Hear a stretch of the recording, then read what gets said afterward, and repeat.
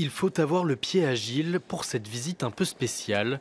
L'église de Royan est plongée dans le noir. Seules des bougies tracent les grandes lignes de l'édifice pour une expérience inédite. C'est prestigieux, enfin voilà, c'est royal. On rentre là, on est un peu peut-être dans le mystique. Le concept ne laisse personne indifférent. C'est quand même, moi je trouve que c'est pour moi un petit peu angoissant. Alors là, moi qui connais, je trouve qu'on voit rien. Voilà, je trouve que il vaut mieux y aller le jour. Et pourtant, même à la lumière, Notre-Dame de Royan divise depuis toujours. Symbole de la reconstruction de la ville dans les années 50, chef-d'œuvre moderne de l'architecte Guillaume Gillet.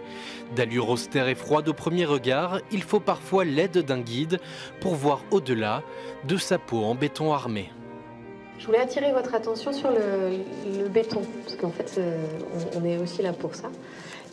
En fait, il y a une mise en œuvre du béton qui est très très intéressante à Notre-Dame parce qu'on laisse les coffrages apparents, d'où ce terme de brut de décoffrage.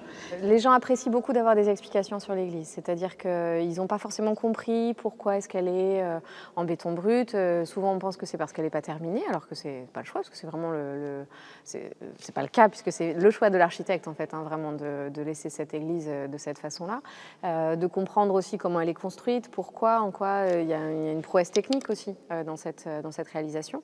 Et ça, ce sont des questions que les gens finalement se posent, ou en tout cas ils portent un regard différent sur l'église après avoir eu ces explications. Ces visites nocturnes se font d'habitude en été et c'est un rendez-vous très prisé des amateurs d'architecture. Ce jour-là, premier essai pendant l'hiver et carton plein avec près de 50 inscrits.